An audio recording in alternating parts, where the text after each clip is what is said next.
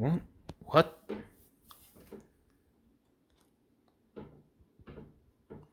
Huh?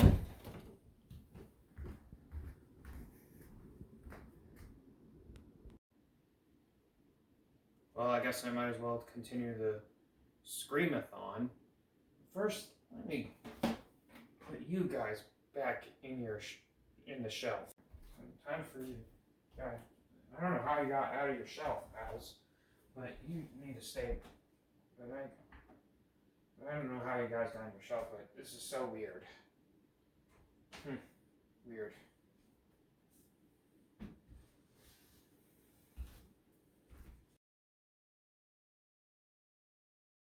How's it going, guys? Monster Master Godzilla here, and now I'm here to continue the Scream-A-Thon.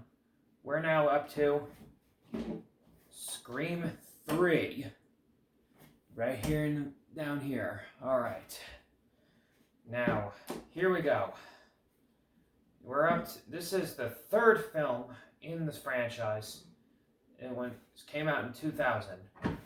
Like after 3 years after, after 1997, after they re-released Scream 2, they wait until 1998, 1990, and 2000. It was 3 years. 3 years they end waiting for a new entry. This time it's Scream 3. Now, before I begin what I'm about to say, I honest to God think this one is the kind of my least favorite out of the franchise. I mean, it's not terrible. I mean, it's not a bad movie per se. I mean, it's just not as strong as the first two, or part 4 or 5, which I'll be reviewing next. So, what I can say is that the storyline still was good. It's just not as gory as the first two. That's why this one gets a lot. The third one gets a lot of hate. Does get so much hate for that reason. It took place instead of it's still in California, but this time it's actually instead of being in Woodsboro, it's set in Hollywood, California. And Dewey is now a security guard in the studio backlot, and Gail is now still doing a reporter. Sidney Prescott is now in a secluded area because after so much trauma from being chased after by the killer, and wants to stay in hiding. And after Gail supposedly got to make a book out of Stab, supposedly Gail managed to make a book out of Stab, make a book out of the storyline that happened in the Woodsboro murders. This time she managed to make a sequel, and they of course made Stab 2, which was also based on the true events, with the movie within a movie. And supposedly Hollywood is in the works of was supposed to be in the works of Stab 3, which is Return to Woodsboro. And supposedly the killer this time ends up going after everyone who was involved in the film production. And the actor playing, and so the director of this movie is named Roman Bridger. He has some a lot of tricks up his sleeve, and he has been going around trying to find Sidney Prescott. The killer, and this time is still chasing after Sidney Prescott, and then in the beginning, Cotton Weary ends up getting killed by the killer. So then the killer is still chasing after Sidney Prescott. So, and then while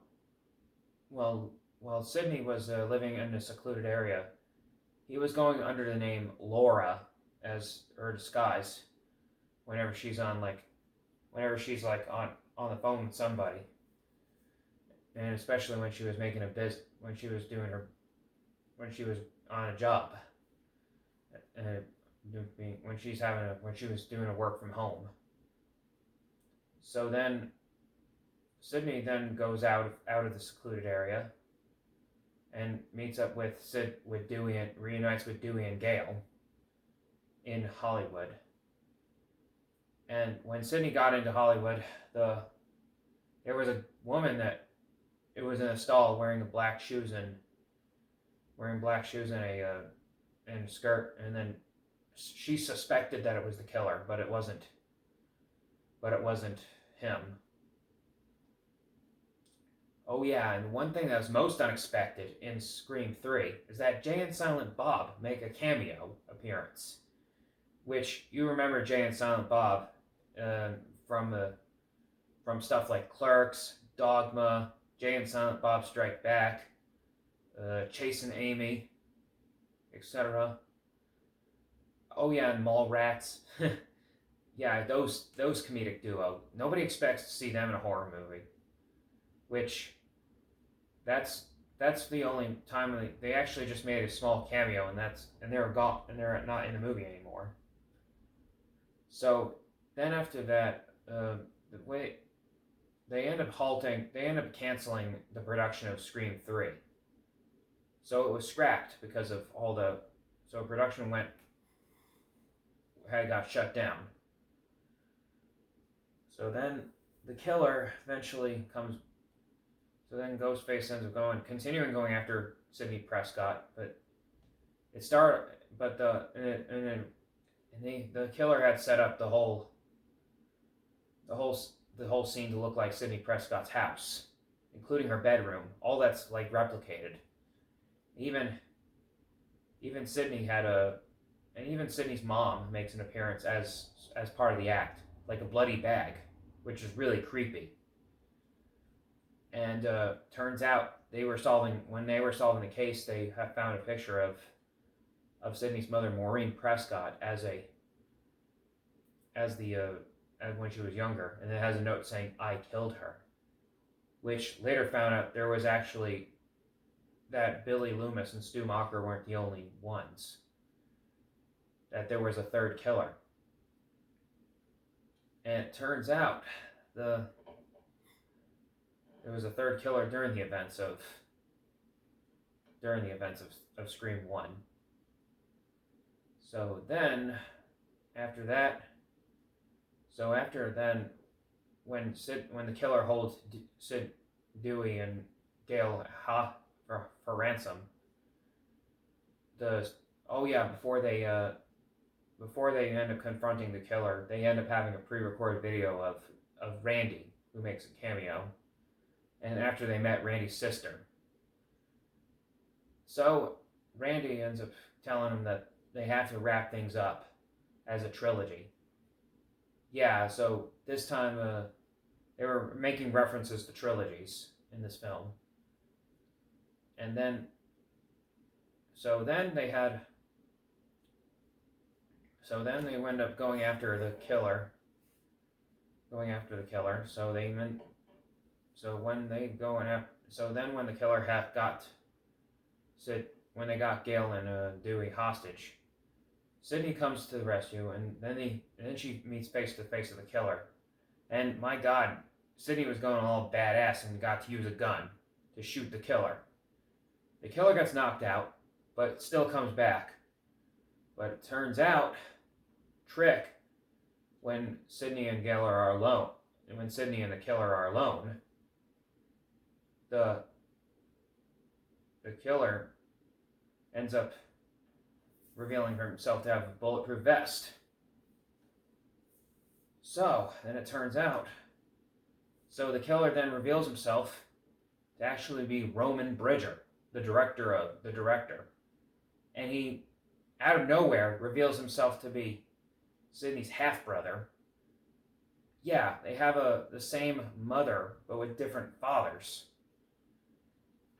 And they didn't really explain who Roman's father is, but just reveal that Maureen Prescott was Sidney's mother is also Roman's mother. So yeah, that kind of felt forced how they retcon that part, and they explained that he sent Billy and Stu to kill Maureen Prescott.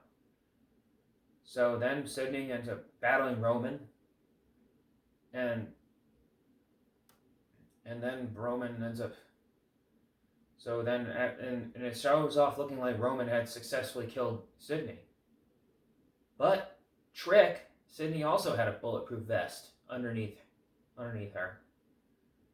So then after Gale and Dewey showed up, they were shocked to find out the killer was Roman the whole time.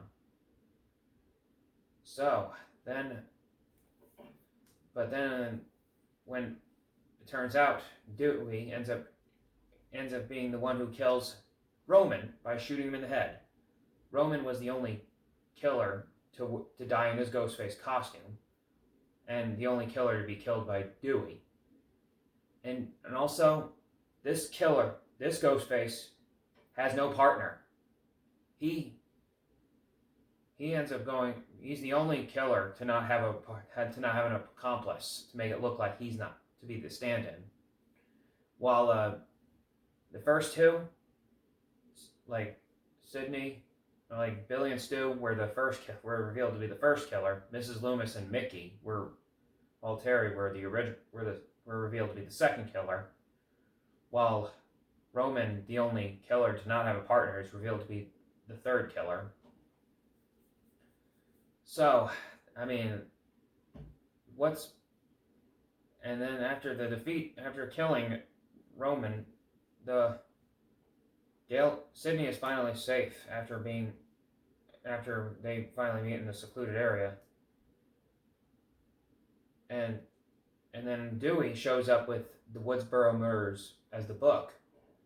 And then it turns out Dewey surprised Gale with an engagement ring. Yep, that's right. They end up hitting it off together at the end. So then both Sidney, Gale, and Dewey ends up ending it by watching their movie. And that's the very end of this entry. So, would I recommend this one?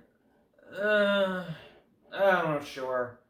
I mean, I'm not sure how I would explain this one. I mean, it's a fun movie to watch. It's just not as strong. It's just not as strong as the most of the franchise. Just to me, Scream 3 is the weakest entry. I mean, I still enjoy it. It's just, I could have preferred some more gore into this one. It's just, I mean, it's just not, like, the story is not that, it's not as awesome as the first two. I mean, it's the weakest of the entry, I would just say. I mean, but there will be, I mean, the first two were definitely better. Third one could have been done better if they had a little more gore.